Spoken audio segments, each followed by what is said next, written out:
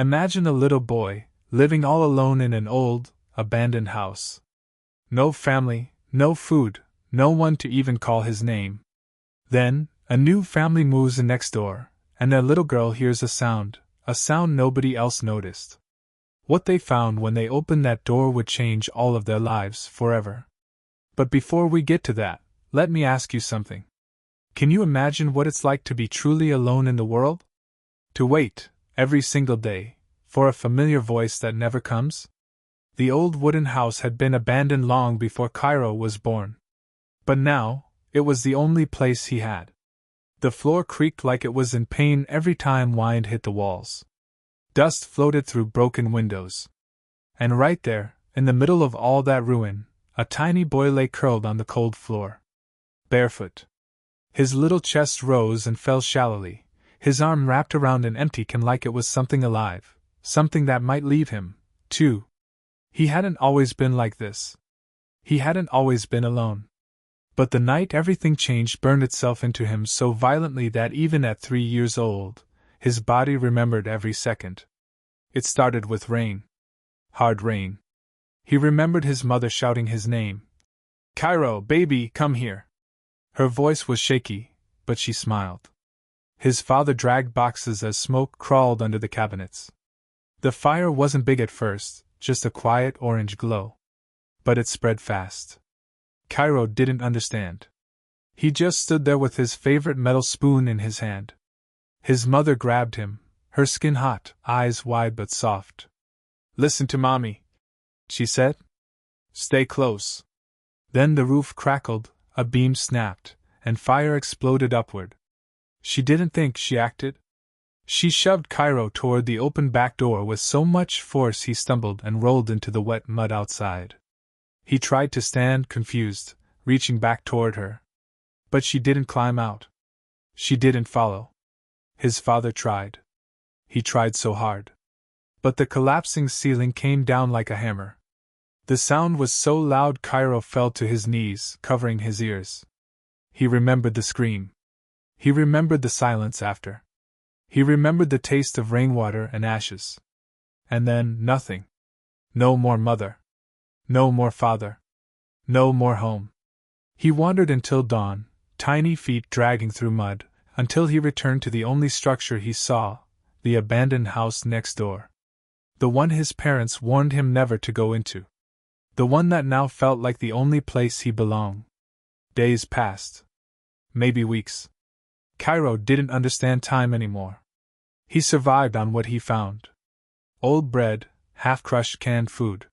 He learned to bang cans against the wood, hoping something inside would move. He didn't speak. When he tried, his throat closed and fear pressed down on his tiny chest. But the worst part was the waiting. He waited every single day. Waited for footsteps he recognized. Waited for his mother's hands to scoop him up. Instead, the only footsteps were rats scratching inside the walls. But everything changed the week the new neighbors arrived. It started with a truck engine, rumbling into the area. Loud. Too loud.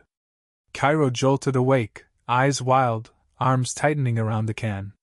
He crawled back toward the darkest corner, hiding. Loud noises meant danger. Loud noises meant fire. Loud noises meant loss.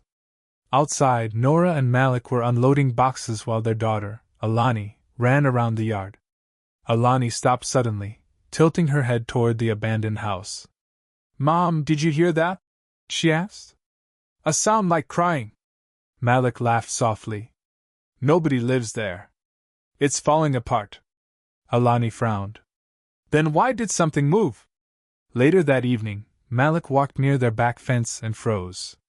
Tiny footprints. Bare, small, and fresh. Too fresh. "Nora, come look at this." But it was the next morning that everything collided. Alani wandered close to the old house again. Through a cracked window, she saw something small on the floor. Something curled up like a stray animal. No, not an animal. A child. She gasped, stepping back. Mom, come here!" Nora came running. She peeked through the window. Her brain stopped. Inside the dark, dusty room, a little boy lay on the wooden floor, curled, dirty, asleep beside scattered cans and crumbs. "Oh my God!" Nora whispered, hand over her mouth. "Malik, call someone! There's a child in there!" But before Malik even reached them, Nora pushed the creaky door open, her heart hammering. The smell of dust and stale air hit her. She stepped inside, slow, careful. The floor creaked, and then she saw him clearly. Cairo, tiny, alone, sleeping on the hard floor. Nora's breath shook. "Oh, sweetheart," she whispered. She took a slow step forward. "Sweetheart, can you hear me?" Cairo didn't move. His cheek was pressed against the can. Malik reached the doorway, breath catching. "Nora! God, that's a baby!" "I know," she whispered. "Look at him. Look how small he is." But Cairo stirred anyway. The creak of the floor scared him awake. His eyes snapped open, dark, wide, panicked. He jerked backward, hitting the wooden plank behind him. The can slipped from his hand and rolled across the floor, clanking loudly. His breath quickened, his shoulders pressed into the wall, his trembling hands lifted as if to block a hit. Nora instantly knelt down, lowering herself to his eye level. "No, no, no, baby. It's okay. I'm not here to hurt you." Cairo didn't believe her. His small body shook and he whimpered.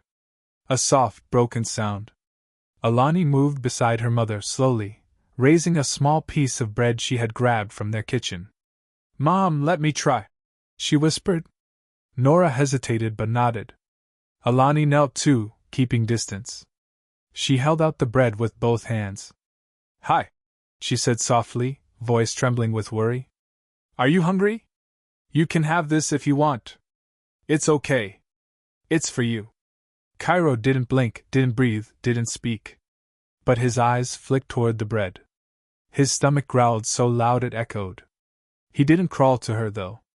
He crawled to the can first, his only familiar thing.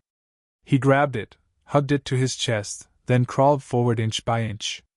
When he finally reached the bread, his tiny hand hovered, shaking violently. Nora's heart shattered at the sight. Malik swallowed hard, turning away to wipe his face. Cairo snatched the bread and pulled it against his shirt like someone might steal it. He didn't eat at first. He just held it, smelled it, studied it. Then finally, he took a tiny bite, eyes never leaving the three strangers around him. Nora slowly extended her hand, not touching him, just placing it on the floor between them. "You're safe," she whispered. "No one will hurt you." Cairo stared at her hand for a long time. Then he placed his tiny palm on the floor beside hers. Not touching, just close. Close enough to show he wanted help, but didn't know how to ask. "Mom," Alani whispered. "Can he come home with us just for a little? He's so cold." Malik rubbed the back of his neck. "We need to call the authorities. He can't stay here like this." Nora nodded, but her eyes stayed on Cairo. "We'll do things properly. But first, we help him warm up." They didn't pick him up. He wasn't ready for that. They didn't force him to walk with them. Instead, they sat outside the house with him for an hour, giving him space, letting him breathe air that didn't smell like dust and fear. Cairo stayed close to the wall, clutching his can. But he watched them. Really watched them. But they didn't turn cruel. Alani talked to him softly. Malik placed a warm blanket near him, but didn't push it.